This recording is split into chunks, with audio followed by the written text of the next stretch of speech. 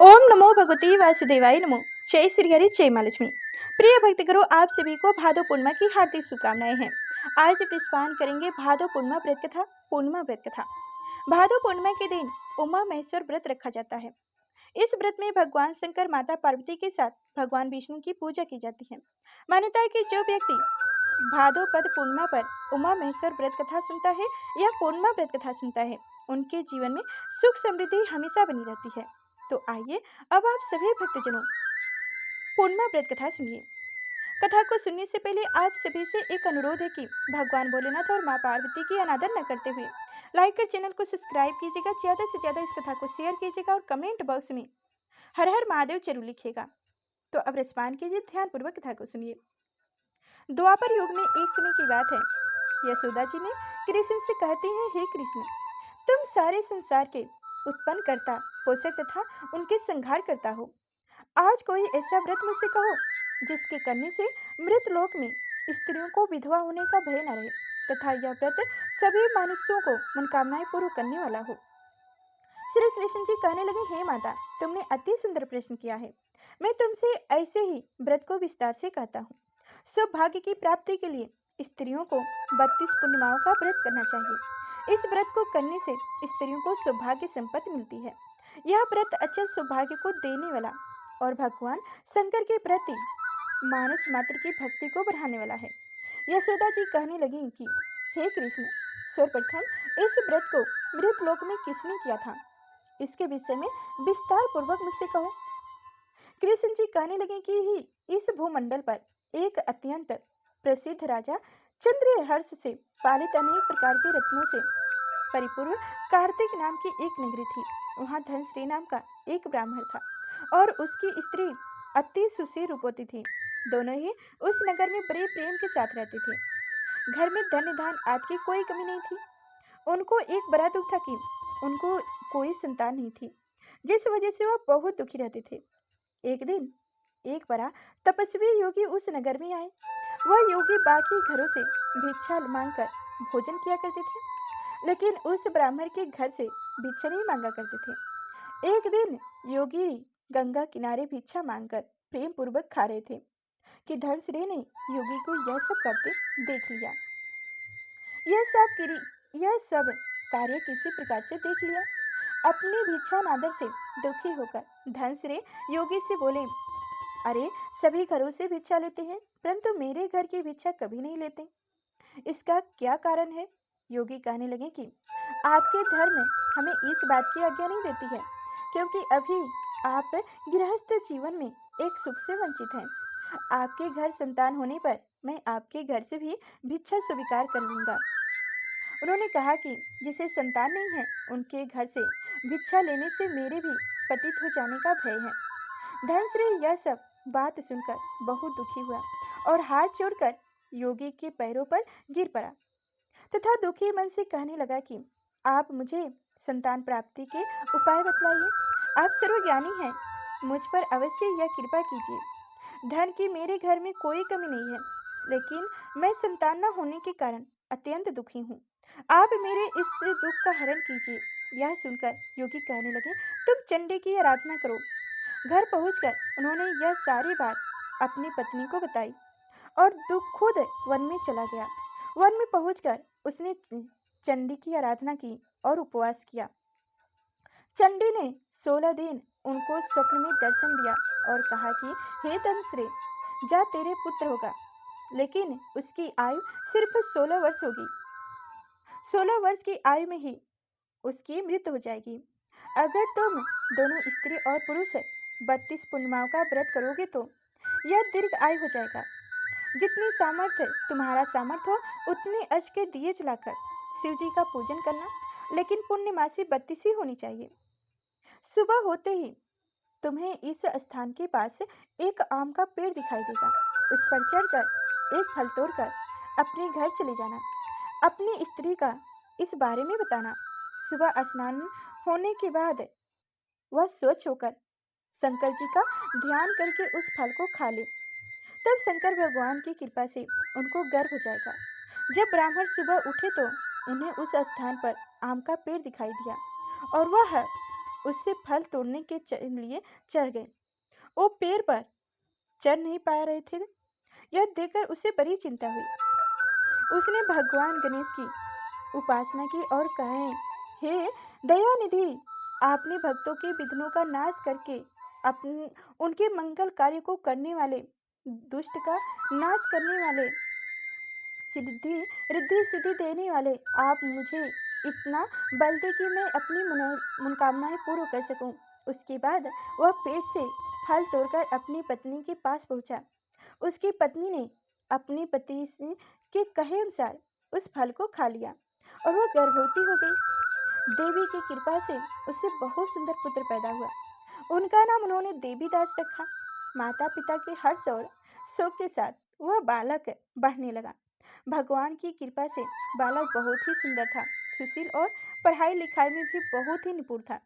दुर्गा जी के कथानुसार उसकी माता ने 32 पूर्णिमासी का व्रत रखा।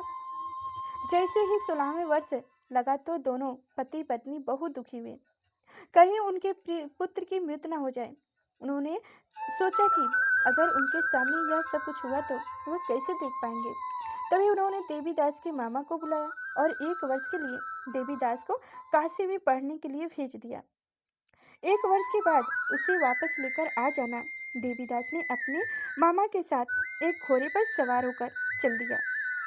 उनके मामा को भी यह बात पता नहीं था। दोनों पति पत्नी ने 32 पूर्णमासी का व्रत पूरा किया।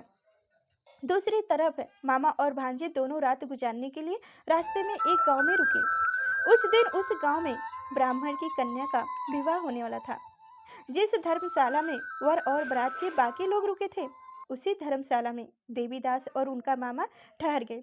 उधर कन्या को तिलक आदि चढ़ाने के बाद जब लगन का समय आया तो वर की तबीयत खराब हो गई। वर के पिता ने अपने परिवार वालों से विस्मित विचार करके कहा कि यह देवीदास मेरे पुत्र जैसा ही है, मैं इनके साथ लगन करा दूं और बाद में बाकी सारे काम मेरे बेटे के साथ पूरा हो जाएगा। ऐसे कहने के बाद वर के पिता देवीदास को मांगने के लिए उनके मामा के पास गया और उन्होंने सारी बात बताई। मामा ने कहा कि कन्यादान में जो कुछ भी मिलेगा वह हमें दे दिया जाएगा। वर के पिता ने स्वीकार कर ली। उसके बाद देवीदास का विवाह कन्या के साथ संपन्न हो गया। उसके बाद वह अपनी पत्नी के साथ भोजन न कर सका और मन में विचार करने लगा कि ना जाने यह किसकी पत्नी होगी। यह सोचकर उसकी आंखों में आंसू आ गए। तब वधू ने पूछा कि क्या बात है, आप उदास क्यों हैं? तब उसने सारी बातें पत्नी को बता दी। तब कन्या कहने लगी, यह ब्रह्मा विवाह के विपरीत है। आप ही मेरे पति हैं, मैं आपकी ही पत्नी रहूंगी, किसी अन्य की कभी नहीं। तब देवीदास ने कहा, ऐसा मत करिए, क्योंकि मेरी आय बहुत कम है, मेरे बाद आपका क्या होगा? लेकिन उसकी पत्नी नहीं मानी और बोली, स्वामी आप भोजन कीजिए। दोनों रात में सोने के लिए चले गए। सुबह देवीदास ने पत्नी को 4 नगों से जुड़ी एक अंगूठी दी और एक रुमाल दिया और बोला कि हे प्रिय, इसे लो और संकेत समझकर स्थिर चित्र हो जाओ। मेरे मरण और जीवन जानने के लिए एक पुष्प वाटिका बना लो, उसमें सुगंध वाली एक 9 मालिका लगा लो, उनको प्रतिदिन जल से सेंचा करो और आनंद के साथ खेला कूदा करो। जिस समय और जिस दिन मेरा प्रण होगा उस दिन यह फूल सूख जाएंगे। जब यह फिर से हरे हो जाए तो जान लेना कि मैं जीवित हूँ। यह समझाकर वह वहाँ से चला गया। उसके बाद जब वर और बारात के बाकी आदमी मंडप में आए तो कन्या ने उसे देखकर कहा कि ये मेरा पति नहीं है, मेरे पति वह है जिनके साथ रात में विवाह हुआ है। इनके साथ मेरा विवाह नहीं हुआ है। अगर यही वही है तो यह बताएं कि मैंने इनके क्या दिया है। साथ ही कन्या दान के समय को आभूषण मिले उन्हें दिखाएं। कन्या की ये सारी बातें सुनकर वह कहने लगा कि मैं यह सब नहीं जानता। उसके बाद सारी बारात भी अपमानित होकर लौट गई। भगवान कृष्ण ने बोले, हे माता, इस प्रकार देवीदास काशी चला गया। कुछ समय जब बीत गया तो एक सर्प उनको डसने के लिए वहां आया, लेकिन वह उनको काट नहीं पाया क्योंकि उसकी माता ने पहले ही 32 पूर्णिमा का व्रत कर ली थी। इसके बाद खुद काल वहाँ पहुँचा। भगवान की कृपा से तभी वहाँ माता पार्वती और भगवान शिव आए। देवीदास को मूर्छित दशा में देखकर माता पार्वती ने भगवान शिव से प्रार्थना की कि हे महाराज, इस बालक की माता ने पहले ही 32 पूर्णिमाओं का व्रत कर ली है, आप इनको प्राण दान में दें। भगवान शिव ने माता पार्वती के कहने पर उन्हें प्राण दान दे दिया। उधर उसकी पत्नी उनके काल की प्रतीक्षा कर रही थी। उसकी पत्नी ने जाकर देखा कि पुष्प और पत्र दोनों नहीं हैं, तो उनको बहुत आश्चर्य हुआ। और जब उसने देखा कि पुष्प वाटिका फिर से हरी भरी हो गई, तो वह समझ गई कि उनका पति जिंदा हो गए हैं। उनको बाद वह बहुत ही प्रसन्न होकर अपने पिता से कहने लगी कि मेरे पति जीवित है, उनको ढूंढिए। जब 16 वर्ष व्यतीत हो गया तो देवीदास भी अपने मामा के साथ काशी से चल दिया। इधर उनकी पत्नी के परिवार वाले उन्हें ढूंढने के लिए जा ही रहे थे कि उन्होंने देखा कि देवीदास और उनका मामा उधर से आ रहे थे। उनको देखकर उनको ससुर बहुत प्रसन्न हुए और उसे अपने घर ले गए। वहाँ सारा वेग इकट्ठा हो गए और कन्या ने भी उन्हें पहचान लिया। देवीदास ने उनके बाद अपनी पत्नी और मामा को लेकर वहाँ से चल दिया। उसके ससुर ने भी उसे बहुत सारा दान दहेज दिए। जब वह अपने घर की तरफ चला रहा था तो उनके माता पिता को लोगों ने खबर कर दी कि तुम्हारा पुत्र देवीदास अपनी पत्नी और मामा के साथ आ रहा है। ऐसा समाचार सुनकर पहले तो उन्हें विश्वास नहीं हुआ, लेकिन जब देवीदास आया और उसने अपने माता पिता के पैर छुए तो देवीदास के माता पिता ने उनका माथा चूमा और दोनों को अपने सीने से लगा लिया। दोनों के आने की खुशी में धनश्री ने बहुत दान दक्षिणा ब्राह्मणों को दी। श्री कृष्ण जी कहते हैं कि इस तरह धनश्री को 32 पूर्णिमाओं का व्रत के प्रभाव से संतान प्राप्त हुआ। जो स्त्रियां इस व्रत को करती हैं वह जन्म जन्मांतर तक विधवा का दुख नहीं भोगती हैं और सदैव सौभाग्यशाली रहती हैं। यह मेरा वचन है। यह व्रत संतान देने वाला और सभी मनोकामनाओं को पूर्ण करने वाला है। जय शिव शंकर, जय मां पार्वती। तो इस तरह से पूर्णिमा व्रत कथा संपन्न हुआ। अब सुनिए भादो पूर्णिमा व्रत कथा।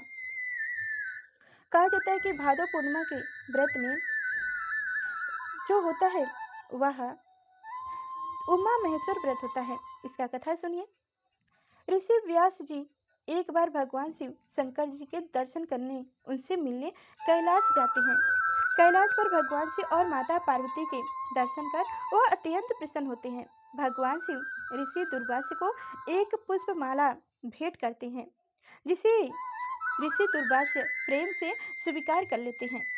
भगवान से भेंट कर लेने के पश्चात दुर्वासा ऋषि वहां से आगे निकल पड़ते हैं। मार्ग में वह भगवान श्री विष्णु जी के दर्शन के लिए भी उत्सुकता होते हैं और उनसे मिलने के लिए विष्णु लोक जाने के लिए आगे निकल पड़ते हैं। लेकिन तभी उनकी भेंट इंद्र से होती है। तब दुर्वासा जी भगवान शिव द्वारा उन्हें प्रदान की हुई माला वह इंद्र को भेंट दे देते हैं। इंद्र अपने अभिमान में उस माला को अपने वाहन एवरावती हाथी को पहना देते हैं। ऋषि दुर्वासा यह सब देखकर क्रोधित हो उठते हैं। उन्होंने यह कार्य अच्छा नहीं लगता है और दुर्वासा क्रोधित स्वर में इंद्र को कहते हैं कि तुमने महादेव शिव शंकर जी का अपमान किया है।